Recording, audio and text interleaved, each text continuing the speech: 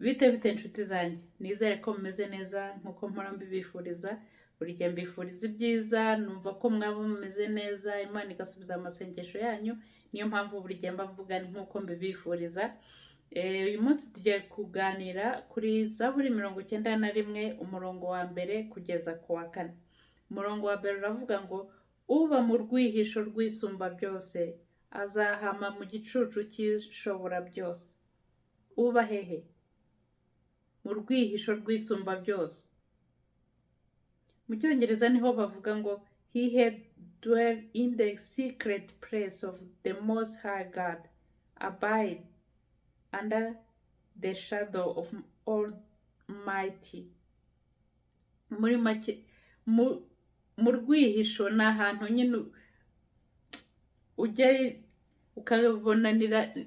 Ahangaha muri iri jambo rye uko mbyumva, ni hamwe ujya nyine ukajya guhura n'umuntu mu ibanga, niko nabyita, ni mu ibanga. Ubwo mu rwihisho rw'isumba byose azahama mu gicucu cy'ishobora byose. Mu gicucu turazi twese, cyane cyane iyo izuba ryabaye ryinshi, tubigenza gute? Dushaka ahantu hari igiti tukajya munsi y'ibibabi byacyo kugira ngo bya bibabi biturinde izuba. Hano se bashatse kutubwira iki? Mu gicucu cy'ishobora byose, muri make twe tuba munsi y'amababa y'Uwiteka. Muri make iyo tubaye hano munsi y'amababa y'Uwiteka, Uwiteka araturwanirira. Ni nkaho tuba twihishe imitego yose Satani yaduteza. Ibibazo byose byaza, ya mababa dukingiye, bya bibazo biraza bikagonga arya mababa ntibitugereho. Umurongo wa kabiri uravuga ngo ndabwira Uwiteka nti uri ubuhungiro bwanjye n'igihome kinkingira. Ntubibona? Imana yanjye niringira. I will say of the Lord, he is my refuge and my fortress, my God, in him I will trust. Ndabwira Uwiteka nti uri ubuhungiro bwanjye. Muri make niho duhungira iyo ibibazo byabaye byinshi. Reka gufata telefone uhamagara rubanda, ni natwe dukwiyeho abantu kugira ngo batuvuge. Ikibazo kiragukubise, jya ku mavi ubwira Imana uti Mana byanze, amafagitire yabaye menshi, Mana iwanjye birimo biracika, ngwino ndwanirire, sinzi aho ikibazo kirimo kiraturuka, ngwino ndwanirire. Reka kugira ikibazo n'umugabo ugahita ufata telefone ugahamagara inshuti yawe izakwararaza. Tujye tubwizanya ukuri. Ariko ubwiye Imana ikibazo ufite, Imana izakigira ibanga kandi izakurwanirira. Ntawe uzamenya ikibazo wari ufite, ahubwo bazumva utanga ishimwe ko wari mu ntambara runaka, urasenga, Imana irakurwanirira. Wari uri hafi kugira divorce, urasenga, uriyiriza, ukora amasengesho amwe ya simusiga, Imana irakurwanirira. Reka gufata telefone uhamagara rubanda ngo ubabwira ibibazo ubaririra. Urabarira ngo bakugirire gute inshuti zanjye? Ririra Imana yakuremye. Zamura ibibazo byawe hamwe, wumva umutwe ugira usandare, abantu ibibazo byabaye ibibazo.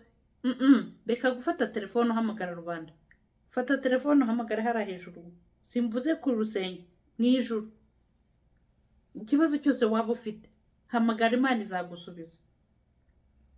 Umurongo wa 3, kuko ari we uzagukiza ikigoyi cy'umugoyi na mugiga irimbura. Kuko ni we. Muri make ntabwo arivuga ngo ahari ni we, birashoboka ko ari we. Nta gushidikanya kurimo hano. Kuko urumva ni ijambo nyine rishimangira ko ari we wenyine ufite ijambo rya nyuma ku rugo rwawe. Ni wowe wenyine ufite ijambo rya nyuma ku kibazo cyose kiguhangayikishije. Ni wowe wenyine ufite ijambo rya nyuma ku kibazo cyose kuri ako kazi, aho ufitanye ikibazo na boss wawe cyangwa supervisor wawe, niwe wenyine ufite ijambo rya nyuma, kuko ari we uzagukiza ikigoyi cy'umugoyi, kuko ari we muri make, nta wundi, ntabwo ari uwo best friend ufite, ntabwo ari uwo munebo wawe, ntabwo ari uwo mukire mwene wanyu uzajya gutangayo amafaranga ngo icyo kibazo gikemuke. No, hariya hejuru guys, niwe uzagukiza icyo kibazo ufite. Umurongo wa 4, azakubundikiza amoya ye, kandi uzajya uhungira munsi y'amababa ye. Umurava we n'ingabo n'icyuma gikingira. Azakubundikiza amababa ye. Iri ni nkaho ari promesa aguhaye. Nuba mu rwihisho rwe. Ni gute waba mu rwihisho rwe utamugirira umwanya mbega? Ni gute ushobora kumumenya ko ashobora byose utamuha umwanya?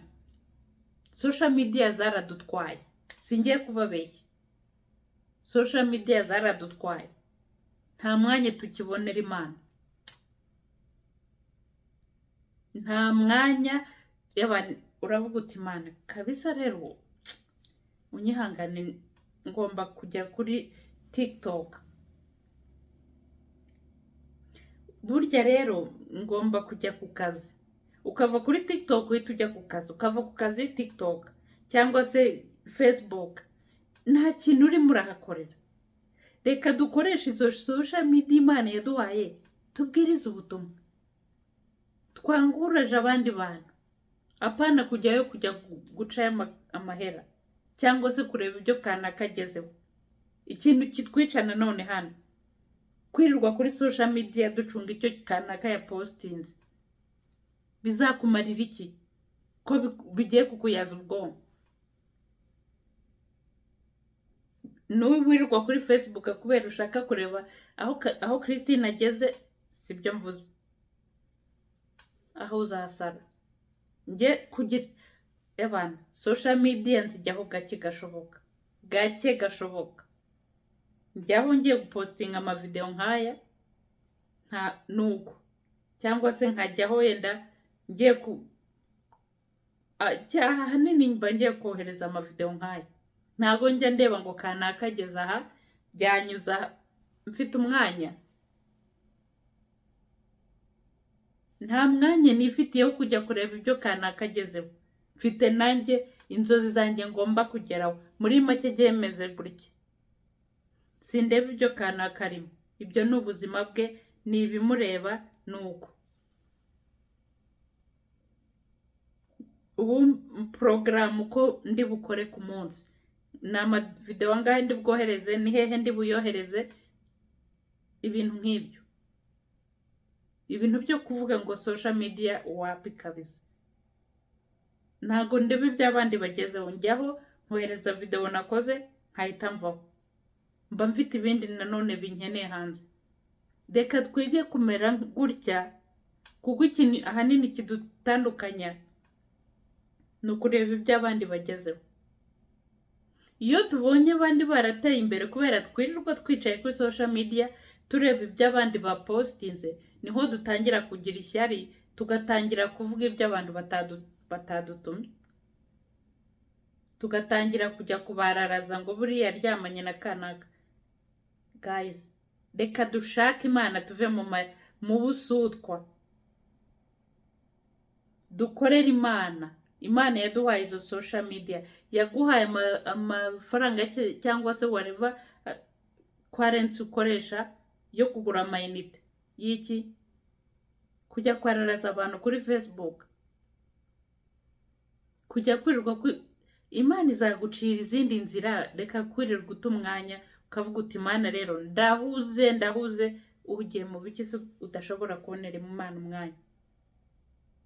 Ikibazo cyagukubita ukirukira Imana, ubwiramutse kubwiye uti abantu nanjye ngomba kujya kuri Facebook, ngomba kujya kuri TikTok, ubwo nimbona umwanya nawe nzaguhezagira. Wabyumva umeze ute? Nimureke dushake Imana bigishoboka kwibonwa basi, tureke guta umwanya. Ikibazo kidukubise twiruka inyuma y'abapasiteri, ababishop, ngaho abakozi b'Imana. Naho uri umukozi w'Imana ku giti cyawe, ushatse Imana byemewe byimbitse, nta kindi kintu cyihishe inyuma. Imana yakuvugisha, Imana yakubwira ikigushakira, Imana yakwereka ubuzima bwawe. Muri iki gihe dufite abakozi b'Imana badaturutse ku Mana. Turi mu minsi ya nyuma guys. Bazakubwira ibyo ushaka kumva. Abenshi bazakubwira ati mpa amadolari aya n'aya, mpa amafaranga aya n'aya mbashe kugusengera. Dusigaye tugurisha amasengesho nshuti zanjye. Mpa amafaranga aya n'aya nkubwira icyo Imana ivuze. Dusigaye tugurisha Yesu we. Ni ibirori nshuti zanjye. Reka twishakire Imana buri muntu ku giti cye. Reka tuve mu byo turimo kuko igihe cyatujyanye. Ibi byose birimo biraba ntabwo ari imikino nshuti zanjye.